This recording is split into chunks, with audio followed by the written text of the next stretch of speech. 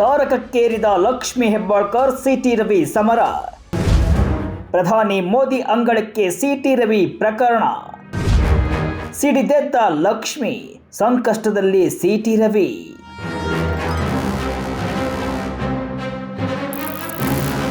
ದಿನದಿಂದ ದಿನಕ್ಕೆ ಸಿಟಿ ರವಿ ಪ್ರಕರಣದ ಜ್ವಾಲೆ ಹೊತ್ತಿ ಉರಿತಾ ಇದೆ. ಲಕ್ಷ್ಮಿ ಹೆಬ್ಬಾಳ್ಕರ್ ಸಿಟಿ ರವಿ ವಿರುದ್ಧ ಸಿಡಿದೇ ಬೀಳ್ತಿದ್ದಾರೆ.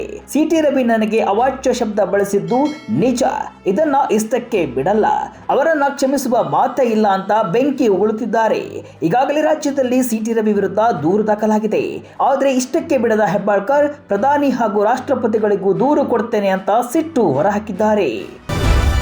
ಹೆಬ್ಬಾಳ್ಕರ್ಗೆ ಸಮಯ ಕೊಡ್ತಾರಾ ಪ್ರಧಾನಿ? ಸಿಟಿ ರವಿ ನನ್ನ ವಿರುದ್ಧ ಅಶ್ಲೀಲ ಪದ ಬಳಸಿದ್ದು ನಿಜ ಅಂತ ನೋವು ಹೊರಹಾಗ್ತಾ ಇದ್ರೆ, ಇತ್ತ ಸಿಟಿ ರವಿ ನಾನು ಆ ಪದ ಹೇಳೇ ಇಲ್ಲ ಅಂತ ಇಬ್ರು ಕೂಡ ತಮ್ಮ ತಮ್ಮ ನಿಲುವಿಗೆ ಅಂಟಿಕೊಂಡಿದ್ದಾರೆ. ಸಿಟಿ ರವಿ ಅವರನ್ನ ಹೆಬ್ಬಾಳ್ಕರ್ ಕ್ಷಮಿಸುವ ಪ್ರಶ್ನೆಯೇ ಇಲ್ಲ ಅಂತ ಹೇಳಿದ್ದಾರೆ. ಹೆಬ್ಬಾಳ್ಕರ್ ಅವರ ಸಿಟ್ಟಿನ ಧಾಟಿಯನ್ನ ನೋಡಿದ್ರೆ ಅವರು ಕ್ಷಮೆ ಯಾಚಿಸುವ ಪ್ರಶ್ನೆಯೇ ಉದ್ಭವವಾಗುವುದಿಲ್ಲ ಎನ್ನುವುದಂತೂ ಇಲ್ಲಿ ಸ್ಪಷ್ಟ. ಸಿಟಿ ರವಿ ಬಂಧನ, ರಾತ್ರಿಯಿಡೀ ಸುತ್ತಾಡಿಸಿದ್ದು, ತಲೆಗೆ ಗಾಯ ಆಗಿದ್ದು ಇದೆಲ್ಲವೂ ಕೂಡ ಆ ಪದ ಬಳಸಿದ್ದಕ್ಕೆ ಅಲ್ವಾ ಅಂತ ಹೆಬ್ಬಾಳ್ಕರ್ ಸಮರ್ಥಿಸಿಕೊಂಡಿದ್ದಾರೆ. ಇಷ್ಟಾದರೂ ಕೂಡ ಕಿಚ್ಚು ಆರದ ಹೆಬ್ಬಾಳ್ಕರ್ ಪ್ರಧಾನಿ ಮೋದಿಯವರಿಗೂ ದೂರು ಕೊಡ್ತೇನೆ ಅಂತ ಹೇಳಿದ್ದಾರೆ.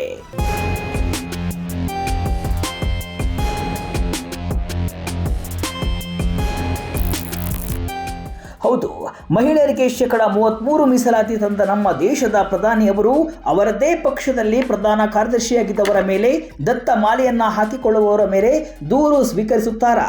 ಪ್ರಧಾನಿ ಅವರ ಬಳಿ ನಾನು ಖಂಡಿತ ಹೋಗ್ತೇನೆ ಅಂತ ಲಕ್ಷ್ಮಿ ಹೆಬ್ಬಾಳ್ಕರ್ ಹೇಳಿದ್ದಾರೆ. ಆ ಮೂಲಕ ಈಗಿನ ವಿದ್ಯಮಾನದ ಮುಂದುವರಿದ ಭಾಗವಾಗಿ ಸಚಿವೆ ಪ್ರಧಾನಿಯ ಅಂಗಣವನ್ನ ತಲುಪುವ ಪ್ರಯತ್ನವನ್ನ ಮಾಡಬಹುದು ಅಂತ ಹೇಳಲಾಗ್ತಾ ಇದೆ. ತಮ್ಮ ಪಕ್ಷದ ನಾಯಕನ ವಿರುದ್ಧ ದೂರು ಸ್ವೀಕರಿಸಲು ಪ್ರಧಾನಿ ಸಮಯಾವಕಾಶವನ್ನ ಕೊಡ್ತಾರಾ ಅಥವಾ ವಿದ್ಯಮಾನ ಬಿಸಿಯಾಗಿರುವುದರಿಂದ ಆಕ್ರೋಶ ಭರಿತವಾಗಿ ಲಕ್ಷ್ಮಿ ಹೆಬ್ಬಾಳ್ಕರ್ ಪ್ರಧಾನಿಯವರ ಹೆಸರನ್ನ ಎತ್ತಿದ್ರ ಅನ್ನುವುದಕ್ಕೆ ಕೆಲವು ದಿನಗಳಲ್ಲಿ ಉತ್ತರ ಸಿಗಲಿದೆ. ಆದರೆ ಎರಡೂ ಪಕ್ಷಗಳು ಈ ವಿಚಾರವನ್ನ ಇಲ್ಲಿಗೆ ಬಿಟ್ಟು ಬಿಡುವ ಯೋಚನೆಯಲ್ಲಿ ಇಲ್ಲ ಅನ್ನೋದಂತೂ ಸತ್ಯ. ಸಿಟಿ ರವಿ ಧರ್ಮಸ್ಥಳಕ್ಕೆ ಬಂದು ಪ್ರಮಾಣ ಮಾಡಲಿ, ಆ ಪದ ಬಳಸಿಲ್ಲ ಎಂದ ರವಿಗೆ ಲಕ್ಷ್ಮಿ ಸವಾಲ್.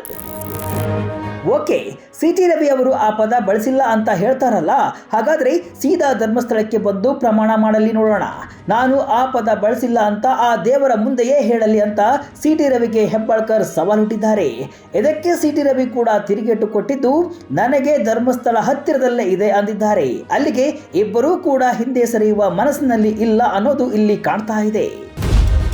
ಸಿಟಿ ರವಿ ಪ್ರಕರಣ ಸಿಐಡಿ ಹೆಗಲಿಗೆ.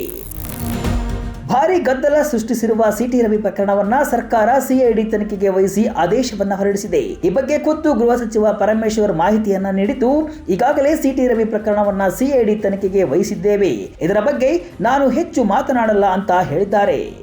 ನೋಡಿ, ನಾನು ಈಗ ಅದ್ರ ಬಗ್ಗೆ ಹೆಚ್ಚು ವ್ಯಾಖ್ಯಾನ ಮಾಡಕ್ಕೆ ಹೋಗೋದಿಲ್ಲ.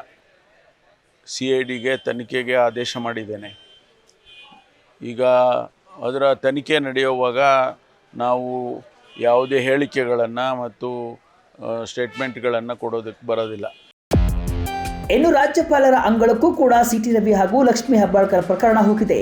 ಬಿಜೆಪಿ ಶಾಸಕರ ನಿಯೋಗ ರಾಜ್ಯಪಾಲರ ಭೇಟಿ ಮಾಡಿದೆ.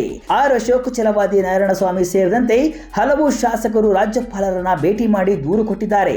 ಸಿಟಿ ರವಿ ಪ್ರಕರಣದಲ್ಲಿ ಸರ್ಕಾರದ ನಡೆ ಕುರಿತು ರಾಜ್ಯಪಾಲರಿಗೆ ದೂರು ನೀಡಿದ್ದಾರೆ.